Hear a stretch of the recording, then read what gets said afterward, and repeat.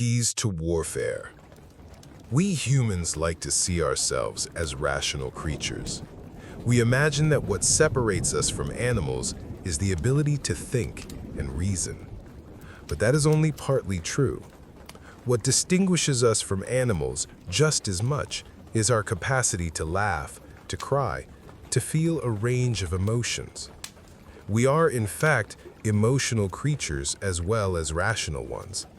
And although we like to think we govern our actions through reason and thought, what most often dictates our behavior is the emotion we feel in the moment. We maintain the illusion that we are rational through the routine of our daily affairs, which helps us to keep things calm and apparently controlled. Our minds seem rather strong when we're following our routines, but place any of us in an adverse situation, and our rationality vanishes.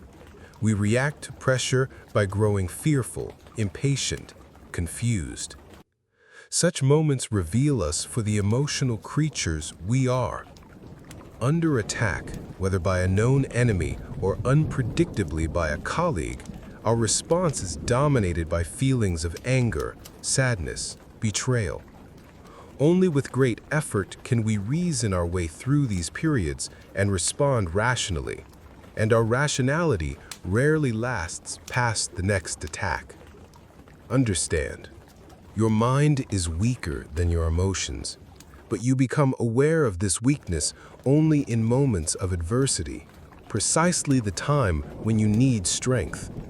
What best equips you to cope with the heat of battle is neither more knowledge nor more intellect. What makes your mind stronger and more able to control your emotions is internal discipline and toughness. No one can teach you this skill. You cannot learn it by reading about it. Like any discipline, it can come only through practice, experience, even a little suffering. The first step in building up presence of mind is to see the need for it, to want it badly enough to be willing to work for it. Historical figures who stand out for their presence of mind, Alexander the Great, Ulysses S. Grant, Winston Churchill, acquired it through adversity, through trial and error. They were in positions of responsibility in which they had to develop this quality or sink. Although these men may have been blessed with an unusual amount of personal fortitude, they had to work hard to strengthen this into presence of mind. The first quality of a general-in-chief is to have a cool head, which receives exact impressions of things, which never gets heated, which never allows itself to be dazzled or intoxicated by good news or bad. The successive simultaneous sensations which he receives in the course of a day must be classified and must occupy the correct places they merit to fill. Because common sense and reason are the results of a comparison of a number of sensations, each equally well considered. There are certain men who, on account of their moral and physical constitution, paint mental pictures out of everything. However exalted be their reason, their will, their courage, and whatever good qualities they may possess, nature has not fitted them to command armies, nor to direct great operations of war. Napoleon Bonaparte, 1769 to 1821. The ideas that follow are based on their experience and hard-won victories. Think of these ideas as exercises, ways to toughen your mind, each a kind of counterbalance to emotion's overpowering pull. Expose yourself to conflict. George S. Patton came from one of America's most distinguished military families. His ancestors included generals and colonels who had fought and died in the American Revolution and the Civil War. Raised on stories of their heroism, he followed in their footsteps and chose a career in the military. But Patton was also a sensitive young man, and he had one deep fear, that in battle he would turn coward and disgrace the family name. Patton had his first real taste of battle in 1918 at the age of 32 during the Allied offensive on the Argonne during World War I. He commanded a tank division. At one point during the battle, Patton managed to lead some American infantrymen to a position on a hilltop overlooking a key strategic town. But German fire forced them to take cover. Soon it became clear that they were trapped. If they retreated, they would come under fire from positions on the sides of the hill. If they advanced, they would run right into a battery of German machine guns. If they were all to die, as it seemed to Patton, better to die advancing. At the moment he was to lead the troops in the charge, however, Patton was stricken by intense fear. His body trembled and his legs turned to jelly. In a confirmation of his deepest fears, he had lost his nerve.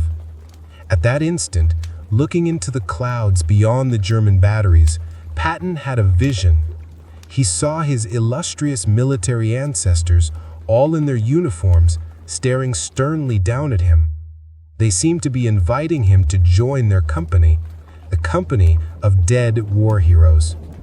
Paradoxically, the sight of these men had a calming effect on the young Patton. Calling for volunteers to follow him, he yelled, "It is time for another Patton to die."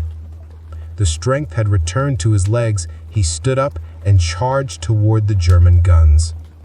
Seconds later, he fell, hit in the thigh, but he survived the battle. From that moment on, even after he became a general, Patton made a point of visiting the front lines, exposing himself needlessly to danger. He tested himself again and again. His vision of his ancestors remained a constant stimulus, a challenge to his honor. Each time it became easier to face down his fears. It seemed to his fellow generals and to his own men that no one had more presence of mind than Patton. They did not know how much of his strength was an effort of will.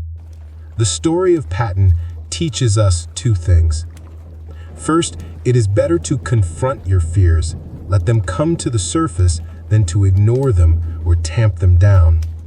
Fear is the most destructive emotion for presence of mind, but it thrives on the unknown, which lets our imaginations run wild. By deliberately putting yourself in situations where you have to face fear, you familiarize yourself with it and your anxiety grows less acute. The sensation of overcoming a deep-rooted fear in turn gives you confidence and presence of mind. The more conflicts and difficult situations you put yourself through, the more battle-tested your mind will be. There was a fox who had never seen a lion, but one day he happened to meet one of these beasts face to face.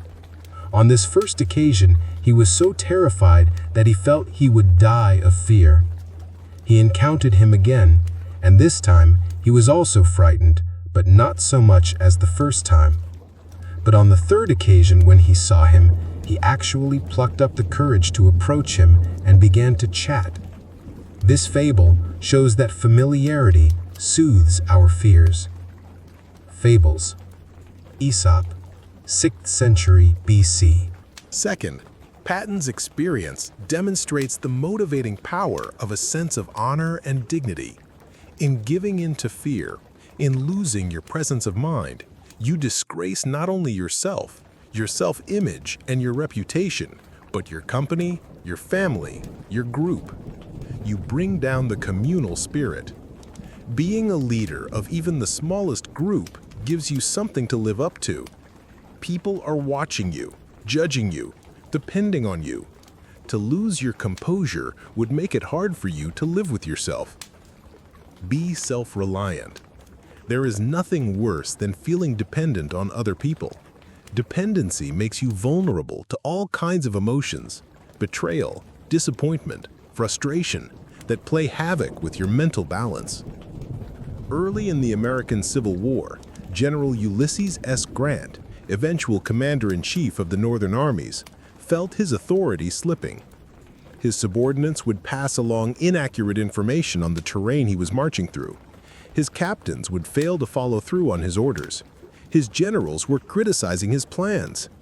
Grant was stoical by nature, but his diminished control over his troops led to a diminished control over himself and drove him to drink. In the words of the ancients, one should make his decisions within the space of 7 breaths. Lord Takanobu said, "If discrimination is long, it will spoil." Lord Naoshige said, "When matters are done leisurely, 7 out of 10 will turn out badly." A warrior is a person who does things quickly. When your mind is going hither and thither, discrimination will never be brought to a conclusion.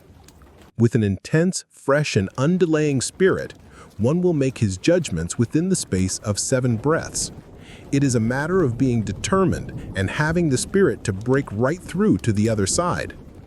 Hagakure, the Book of the Samurai, Yamamoto Tsunetomo, 1659 to 1720. Grant had learned his lesson by the time of the Vicksburg campaign in 1862 through 63. He rode the terrain himself, studying it firsthand. He reviewed intelligence reports himself. He honed the precision of his orders, making it harder for his captains to flout them. And once he had made a decision, he would ignore his fellow generals' doubts and trust his convictions. To get things done, he came to rely on himself. His feelings of helplessness dissolved, and with them all of the attendant emotions that had ruined his presence of mind. Being self-reliant is critical. To make yourself less dependent on others and so-called experts, you need to expand your repertoire of skills, and you need to feel more confident in your own judgment. Understand, we tend to overestimate other people's abilities. After all, they're trying hard to make it look as if they knew what they were doing, and we tend to underestimate our own. You must compensate for this by trusting yourself more and others less. It is important to remember, though, that being self-reliant does not mean burdening yourself with petty details. You must be able to distinguish between small matters that are best left to others and larger issues that require your attention and care. Suffer fools gladly. John Churchill, the Duke of Marlborough, is one of history's most successful generals. A genius of tactics and strategy, he had tremendous presence of mind. In the early 18th century, Churchill was often the leader of an alliance of English, Dutch, and German armies against the mighty forces of France. His fellow generals were timid, indecisive, narrow-minded men. They balked at the Duke's bold plans, saw dangers everywhere, were discouraged at the slightest setback, and promoted their own country's interests at the expense of the alliance. They had no vision, no patience. They were fools. On a famous occasion during the Civil War, Caesar tripped when disembarking from a ship on the shores of Africa and fell flat on his face. With his talent for improvisation, he spread out his arms and embraced the earth as a symbol of conquest. By quick thinking, he turned a terrible omen of failure into one of victory. Cicero, the life and times of Rome's greatest politician, Antony Everett, 2001. The Duke, an experienced and subtle courtier, never confronted his colleagues directly. He did not force his opinions on them. Instead, he treated them like children, indulging them in their fears while cutting them out of his plans. Occasionally, he threw them a bone, doing some minor thing they had suggested or pretending to worry about a danger they had imagined. But he never let himself get angry or frustrated. That would have ruined his presence of mind, undermining his ability to lead the campaign. He forced himself to stay patient and cheerful. He knew how to suffer fools gladly. We mean the ability to keep one's head at times of exceptional stress and violent emotion. But it might be closer to the truth to assume that the faculty known as self-control, the gift of keeping calm even under the greatest stress, is rooted in temperament. It is itself an emotion which serves to balance the passionate feelings in strong characters without destroying them. And it is this balance alone that assures the dominance of the intellect.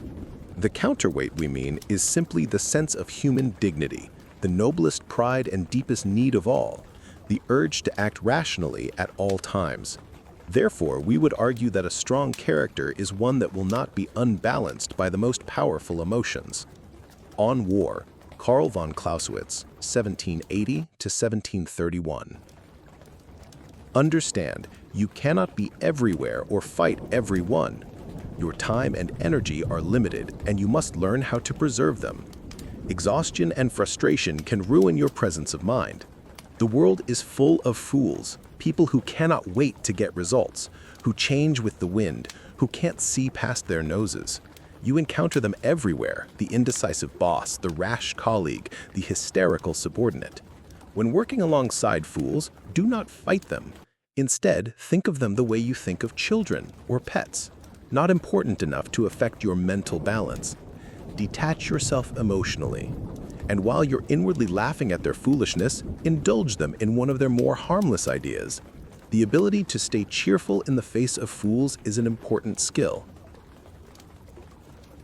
Crowd out feelings of panic by focusing on simple tasks. Lord Yamanouchi, an aristocrat of 18th century Japan, once asked his tea master to accompany him on a visit to Edo, later Tokyo, where he was to stay for a while. He wanted to show off to his fellow courtiers his retainer's skill in the rituals of the tea ceremony. Now, the tea master knew everything there was to know about the tea ceremony, but little else. He was a peaceful man. He dressed, however, like a samurai, as his high position required. One day, as the tea master was walking in the big city, he was accosted by a samurai who challenged him to a duel. The tea master was not a swordsman and tried to explain this to the samurai, but the man refused to listen. To turn the challenge down would disgrace both the tea master's family and Lord Yamanouchi. He had to accept, though that meant certain death. And accept he did, requesting only that the duel be put off to the next day. His wish was granted. In panic, the tea master hurried to the nearest fencing school. If he were to die, he wanted to learn how to die honorably. To see the fencing master ordinarily required letters of introduction, but the tea master was so insistent and so clearly terrified that at last he was given an interview. The fencing master listened to his story. However, he perceived now that it did not greatly matter what kind of soldiers he was going to fight, so long as they fought, which fact no one disputed. There was a more serious problem. He lay in his bunk pondering upon it. He tried to mathematically prove to himself that he would not run from a battle. A little panic fear grew in his mind. As his imagination went forward to a fight, he saw hideous possibilities. He contemplated the lurking menaces of the future and failed in an effort to see himself standing stoutly in the midst of them. He recalled his visions of broken-bladed glory, but in the shadow of the impending tumult, he suspected them to be impossible pictures. He sprang from the bunk and began to pace nervously to and fro. "Good Lord, what's the matter with me?" he said aloud. He felt that in this crisis his laws of life were useless. Whatever he had learned of himself was here of no avail. He was an unknown quantity. He saw that he would again be obliged to experiment as he had in early youth. He must accumulate information of himself, and meanwhile he resolved to remain close upon his guard lest those qualities of which he knew nothing should everlastingly disgrace him. "Good Lord," he repeated in dismay. For days he made ceaseless calculations, but they were all wondrously unsatisfactory. He found that he could establish nothing. He finally concluded that the only way to prove himself was to go into the blaze, and then, figuratively, to watch his legs to discover their merits and faults. He reluctantly admitted that he could not sit still and with a mental slate and pencil derive an answer. To gain it, he must have blaze, blood, and danger, even as a chemist requires this, that, and the other. So he fretted for an opportunity. The Red Badge of Courage, Stephen Crane, 1871 to 1900. The swordsman was sympathetic. He would teach the poor visitor the art of dying, but first he wanted to be served some tea. The tea master proceeded to perform the ritual, his manner calm, his concentration perfect. Finally, the fencing master yelled out in excitement, "No need for you to learn the art of death. The state of mind you're in now is enough for you to face any samurai. When you see your challenger, imagine you're about to serve tea to a guest. Take off your coat, fold it up carefully, and lay your fan on it just as you do at work." This ritual completed, the tea master was to raise his sword in the same alert spirit. Then he would be ready to die. The tea master agreed to do as his teacher said. The next day, he went to meet the samurai, who could not help but notice the completely calm and dignified expression on his opponent's face as he took off his coat. Perhaps, the samurai thought, this fumbling tea master is actually a skilled swordsman. He bowed, begged pardon for his behavior the day before, and hurried away. When circumstances scare us, our imagination tends to take over, filling our minds with endless anxieties. You need to gain control of your imagination, something easier said than done. Often, the best way to calm down and give yourself such control is to force the mind to concentrate on something relatively simple, a calming ritual, a repetitive task that you are good at. You are creating the kind of composure you naturally have when your mind is absorbed in a problem. A focused mind has no room for anxiety or for the effects of an overactive imagination. Once you have regained your mental balance, you can then face the problem at hand. At the first sign of any kind of fear, practice this technique until it becomes a habit. Being able to control your imagination at intense moments is a crucial skill. Unintimidate yourself. Intimidation will always threaten your presence of mind, and it is a hard feeling to combat. During World War II, the composer Dmitri Shostakovich and several of his colleagues were called into a meeting with the Russian ruler Joseph Stalin, who had commissioned them to write a new national anthem.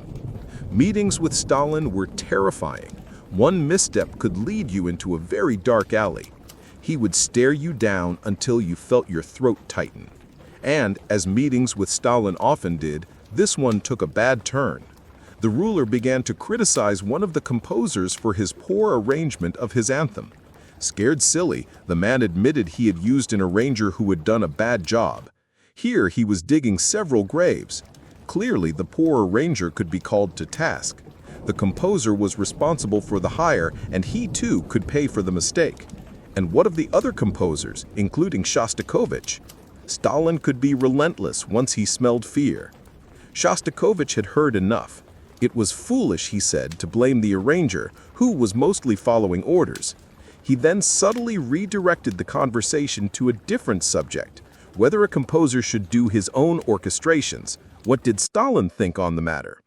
Always eager to prove his expertise, Stalin swallowed the bait. The dangerous moment passed.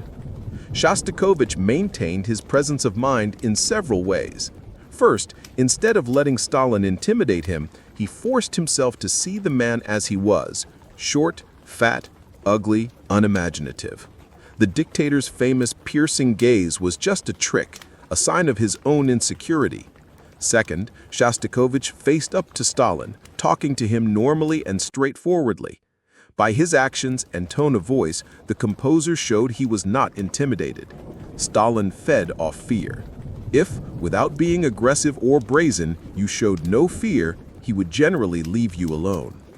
The key to staying unintimidated is to convince yourself that the person you're facing is a mere mortal, no different than you, which, in fact, is the truth. See the person, not the myth. Imagine him or her as a child, as someone riddled with insecurities. Cutting the other person down to size will help you to keep your mental balance. Develop your Fingerspitzgefühl. Presence of mind depends not only on your mind's ability to come to your aid in difficult situations, but also on the speed with which this happens. Waiting until the next day to think of the right action to take does you no good at all. Speed here means responding to circumstances with rapidity and making lightning-quick decisions. This power is often read as a kind of intuition, what the Germans call Fingerspitzgefühl, fingertip feel. Erwin Rommel, who led the German tank campaign in North Africa during World War II, had great fingertip feel. He could sense when the Allies would attack and from what direction. In choosing a line of advance, he had an uncanny feel for his enemy's weakness. At the start of a battle, he could intuit his enemy's strategy before it unfolded. To Rommel's men, his general seemed to have a genius for war, and he did possess a quicker mind than most. But Rommel also did things to enhance his quickness, things that reinforced his feel for battle. First, he devoured information about the enemy, from details about its weaponry to the psychological traits of the opposing general. Second, he made himself an expert in tank technology so that he could get the most out of his equipment. Third, he not only memorized maps of the North African desert, but would fly over it at great risk to get a bird's-eye view of the battlefield. Finally, he personalized his relationship with his men. He always had a sense of their morale and knew exactly what he could expect from them. Rommel didn't just study his men, his tanks, the terrain, and the enemy. He got inside their skin, understood the spirit that animated them, what made them tick. Having felt his way into these things, in battle he entered a state of mind in which he did not have to think consciously of the situation. The totality of what was going on was in his blood, at his fingertips. He had Fingerspitzgefühl. Whether or not you have the mind of a Rommel, there are things you can do to help you respond faster and bring out that intuitive feel that all animals possess. Deep knowledge of the terrain will let you process information faster than your enemy, a tremendous advantage. Getting a feel for the spirit of men and material, thinking your way into them instead of looking at them from outside, will help to put you in a different frame of mind, less conscious and forced, more unconscious and intuitive. Get your mind into the habit of making lightning-quick decisions, trusting your fingertip feel. Your mind will advance in a kind of mental blitzkrieg, moving past your opponents before they realize what has hit them. Finally, do not think of presence of mind as a quality useful only in periods of adversity, something to switch on and off as you need it. Cultivate it as an everyday condition. Confidence, fearlessness, and self-reliance are as crucial in times of peace as in times of war. Franklin Delano Roosevelt showed his tremendous mental toughness and grace under pressure, not only during the crises of the Depression and World War II, but in everyday situations, in his dealings with his family, his cabinet, his own polio-racked body. The better you get at the game of war, the more your warrior frame of mind will do for you in daily life. When a crisis does come, your mind will already be calm and prepared. Once presence of mind becomes a habit, it will never abandon you. The man with center has calm, unprejudiced judgment. He knows what is important, what unimportant. He meets reality serenely and with detachment, keeping his sense of proportion. The hara no aru hito, man with center, faces life calmly, is tranquil, ready for anything. Nothing upsets him. If suddenly fire breaks out and people begin to shout in wild confusion, he does the right thing immediately and quietly. He ascertains the direction of the wind, rescues what is most important, fetches water, and behaves unhesitatingly in the way the emergency demands. The hara no nai hito is the opposite of all this. The hara no nai hito applies to the man without calm judgment. He lacks the measure that should be second nature. Therefore, he reacts haphazardly and subjectively, arbitrarily and capriciously. He cannot distinguish between important and unimportant, essential and unessential. His judgment is not based on facts, but on temporary conditions and rests on subjective foundations, such as moods, whims, nerves. The hara no nai hito is easily startled, is nervous, not because he is particularly sensitive, but because he lacks that inner axis which would prevent him from being thrown off center, and which would enable him to deal with situations realistically.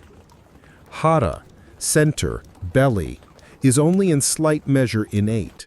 It is above all the result of persistent self-training and discipline. In fact, the fruit of responsible individual development. That is what the Japanese means when he speaks of the hara no deki tahito, the man who has accomplished or finished his belly, that is, himself, for he is mature. If this development does not take place, we have the hara no dekita inai hito, someone who has not developed, who has remained immature, who is too young in the psychological sense. The Japanese also say, hara no dekita inai hito wa hito no ue ni tatsu koto ga dekinai. The man who has not finished his belly, cannot stand above others, is not fit for leadership. Hara, the vital center. Carl Fried Graf von Durkheim, 1962. Authority. A great part of courage is the courage of having done the thing before. Ralph Emerson Emerson, 1803 to 1882. Reversal. It is never good to lose your presence of mind, but you can use those moments when it is under threat to know how to act in the future.